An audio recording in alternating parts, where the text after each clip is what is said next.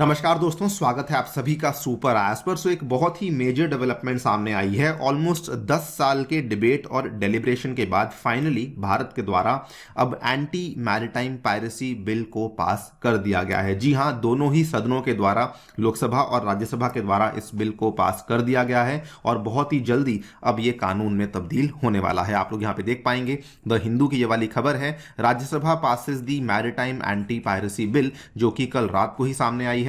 और यहां पर भी आप देख पाएंगे, after Lok Sabha anti piracy bill passes इन राज्यसभा बाय वॉइस वोट। वैसे तो ये वाला बिल बहुत ही ज्यादा विशेष माना जाता है for India for various reasons, लेकिन अगर आपके सामने एक आंकड़ा पेश करूं तो 2020 का जो साल था जिसमें कि हमें मेजर लॉकडाउन्स देखने को मिले थे, उस साल में भी जो पायरेसी की हमें घटनाएं देखने को मिली थी, केवल एशिया के इलाकों में वो 97 इंसिडेंट्स हमें देखने को मिले थे। और 2019 में हमें बहुत ही ज्यादा घटनाएं देखने को मिली थी, ऑलमोस्ट हमें 200 के आसपास इंसिडेंट्स देखने को मिले थे। And the worst affected countries जो कि पायरेसी से, समुद्री लुटेरों से यहां पे नेगेटिवली अफेक्ट हुई हैं, they come in the area of south and the south east Asian countries, जिसमें कि इंडिया काफी ज्यादा नेगेटिवली अफेक्टेड है।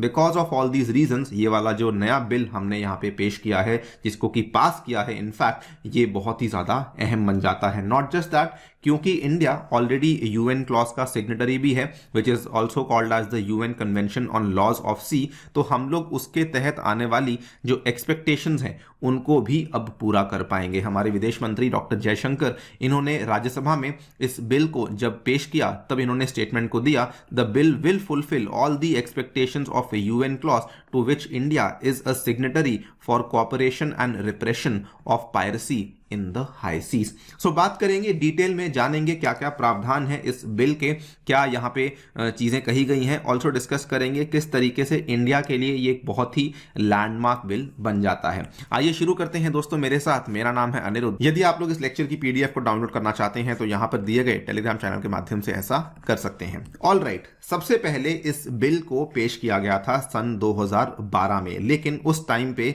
बिल को पास नहीं किया जा सका। उसके बाद जो हमारी करंट गवर्नमेंट चल रही है, इनके द्वारा इस बिल को पेश किया गया था दिसंबर 2019 में। आप लोग यहां पे देख पाएंगे, it was introduced in the Lok Sabha on December 9, 2019। लेकिन पेश करते सार ही इस बिल को स्टैंडिंग कमेटी को रेफर कर दिया गया था। ऑब्वियसली स्टैंडिंग कमेटी ने जब इसको रेफर किया गया तो बहुत सारी मिनिस्ट्रीज के साथ एक्सटेंसिव इंटर मिनिस्ट्रियल कंसल्टेशंस करी और अलग अलग सुझावों को इस बिल में इंक्लूड किया। स्टैंडिंग कमेटी के द्वारा कुल मिला के 18 सिफारिशें थी जो कि पेश करी गई थी, जिनमें से 14 सिफारिशों को अब इस बिल में इनकॉर्पोरेट कर लिया गया है। और once these recommendations have been incorporated, उसके बाद मंडे को बिल को लोकसभा में पेश किया गया और उसी दिन बिल को लोकसभा में पास भी करवा दिया गया था। उसके जस्ट 2 दिन बाद राज्यसभा में भी इस बिल को पास करवाया गया using a voice vote on Wednesday. काफी बड़ी बात है, बिकॉज आजकल अगर हम देख रहे हैं तो पूरी पार्लियामेंट में, सदनों में काफी प्रॉब्लम्स चल रही हैं, and this was a very very huge thing, because इसमें जो रूलिंग पार्टी है और जो ऑपोजिशन पार्टी है वो इस बिल को लेकर सेम पेज पे हमें देखने को मिल गए थे। बिल ने सबसे पहले तो पायरेसी की परिभाषा को दिया है, बिकॉज अभी तक हमारे पास ऐसा कोई कानून नहीं था जो कि पायरेसी को प्रॉपरली डिफाइन करता हो। परिभाषा कुछ इस तरीके से दी है, it defines piracy as any illegal act of violence, detention और destruction which is committed against a ship, aircraft, person और property for private purposes by the crew और passengers of a private ship और aircraft. तो ऐसे कारनामों को, ऐसे incidents को हम लोग पायरेसी की परिभाषा के अंदर मानेंगे। नाउ ये वाला जो बिल है इंडिया के लिए बहुत ही ज्यादा लैंडमार्क बिल माना जा रहा है for various reasons. Number 1 reason की बात करें तो अभी तक क्या था कि हमारे पास कोई भी डोमेस्टिक लॉ अवेलेबल नहीं था जो कि मैरिटाइम पायरेसी के साथ डील करता हो, जिसके चलते हम लोग प्रॉपरली, एडिक्वेटली हमारे मैरिटाइम एसेट्स को, समुद्री संपत्तियों को सही तरीके से सेफगार्ड नहीं कर पा रहे थे। जो भी प्रावधान हमारे पास अवेलेबल थे वो केवल इंडियन पीनल कोड के कुछ कुछ प्रावधान अवेलेबल थे, और उसमें प्रॉब्लम क्या होती थी कि अगर मान लीजिए हम लोग किसी इंसान को हिरासत में लेते हैं, किसी लुटेरे को हिरासत में लेते हैं, तो वो अक्सर बच निकलता था, बिकॉज हमारे जो प्रावधान थे वो काफी अधूरे थे।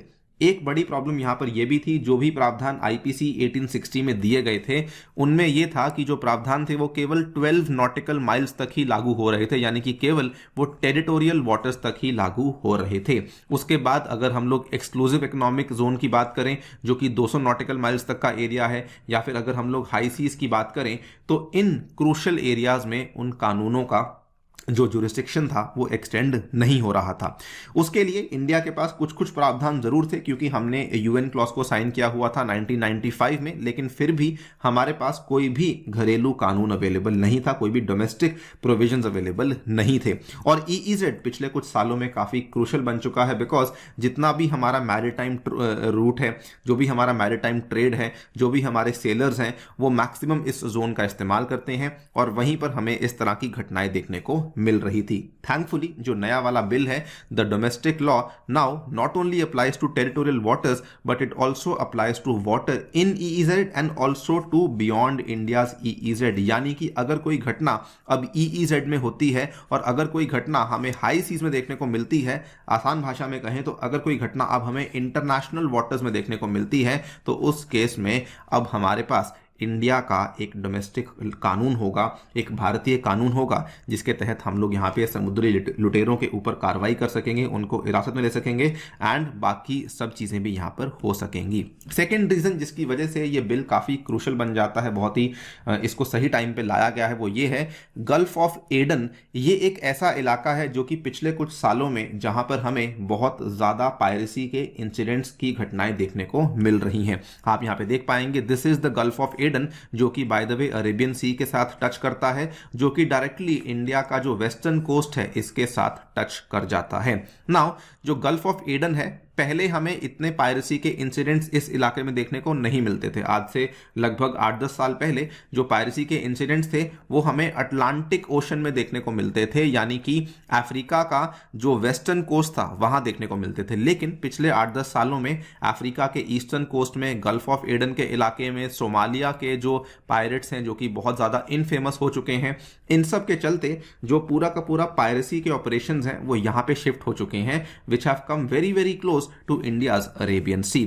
बल्कि अगर आप देखेंगे due to an increased naval presence in the Gulf of Aden, it has been observed that piracy operations are shifting towards the east and south। और बल्कि हमारे पास इसके कई सारे उदाहरण भी हैं। तो लास्ट 2-3 साल पहले हमने देखा था कि पायरेट्स के द्वारा, लुटेरों के द्वारा इंडिया के 18 सेलर्स थे, इनको एबडक्ट कर लिया गया था off the coast of Nigeria. तो इस तरह की घटनाएं अब हमें काफ़ी ज़्यादा देखने को मिल जाती हैं, जिसकी वजह से इस जो हमारा बिल है उसकी ज़रूरत और भी ज़्यादा बढ़ जाती है। इसके अलावा कई सारे एडवांटेजेस होने वाले हैं इस बिल को लाने के लिए। सबसे पहले तो ऑब्वियसली इंडिया की मैरिटाइम सिक्योरिटी इससे और मजबूत होगी, बिकॉज अब हमारे पास एक प्रॉपर लीगल इंस्ट्रूमेंट होगा in order to combat the menace. और साथ ही में the bill will also enable the country fulfil its international obligations. देखिए हमने यूएन क्लॉज को 1995 में साइन किया था, और यूएन क्लॉज ये कहता है कि अगर इस कन्वेंशन को इंप्लीमेंट करना है तो आपके पास खुद का एक बिल होना चाहिए। लेकिन हमारे पास खुद का कोई भी बिल अवेलेबल नहीं था, और आज 27 ईयर्स के बाद हमारे पास अब खुद का बिल भी अवेलेबल है। तो इससे जो इंडिया के क्रेडेंशियल्स हैं, इंडिया की जो स्टैंडिंग है ग्लोबल फोरम्स पे, वो भी काफ़ी ज़्यादा इंप्रूव हो जाती है। और वैसे भी अब टाइम काफ़ी क्रूशियल है, बिकॉज अगर हम इंडिया के टोटल ट्रेड की बात करें तो 90% of India total trade takes place by the sea route. और इसमें भी अगर हम लोग ऑयल ट्रेड, गैस ट्रेड की बात करें तो 80% of the total hydrocarbon requirements जो हैं वो सारी की सारी सी के माध्यम से ही इंडिया तक पहुंच जाती हैं। इनको सिक्योर करना, सी लाइंस ऑफ कम्युनिकेशन को सिक्योर करना, फ्रीडम ऑफ नेविगेशन को मेंटेन करना इंडिया के लिए काफ़ी अनिवार्य बन जाता है। एक प्रावधान है जिसको लेके थोड़ा विवाद हुआ है, जिसको लेके थोड़ी बातचीत पार्लियामेंट में भी हुई थी। प्रावधान ये है कि बिल असल में जो पनिशमेंट्स लेकर आया है, कुछ कुछ केसेस में जो पनिशमेंट्स हैं वो लाइफ इम्प्रिजनमेंट से लेकर मैंडेटरी डेथ सेंटेंस तक चली जाती हैं। ये थोड़ा सा कॉन्ट्रोवर्शियल हुआ है, बिकॉज सुप्रीम कोर्ट की रिसेंट रूलिंग ये कहती है कि कोई भी अगर आपको कानून लेकर आना है तो मैंडेटरी डेथ सेंटेंस उसमें देना गैर संवैधानिक है, यानी कि अनकॉन्स्टिट्यूशनल माना जाता है। तो इसको लेकर अभी शायद बातचीत हो सकती है, there might be an amendment. लेकिन हाँ, एक चीज तो तय है कि एक बार के लिए हमने इस एंटी पायरेसी मैरिटाइम बिल को फाइनली पास करवा दिया है। आप लोगों की क्या राय है इस पूरे के पूरे बिल को लेकर, डेफिनेटली बताइए हमें कमेंट सेक्शन में। जाने से पहले साथियों बताना चाहूंगा, टेक्स्ट बुक आपके लिए लाया है सुपर कोचिंग, जिसमें आपको GS courses, subject courses, CSAT courses, optional courses सभी चीजें अवेलेबल हो रही हैं। और ये सभी चीजें आपको मिल रही हैं मात्र 30,000 रुपए में, अगर आप लोग मेरा कूपन कोड यूज करते हैं, दैट इज अनिरुद्ध। और इसमें आपको मेरे द्वारा और इंडिया के कई सारे सुपर टीचर द्वारा बनाए हुए अलग अलग कोर्सेज भी अवेलेबल करवाए जाएंगे। Thank you so much for listening, stay tuned and stay safe.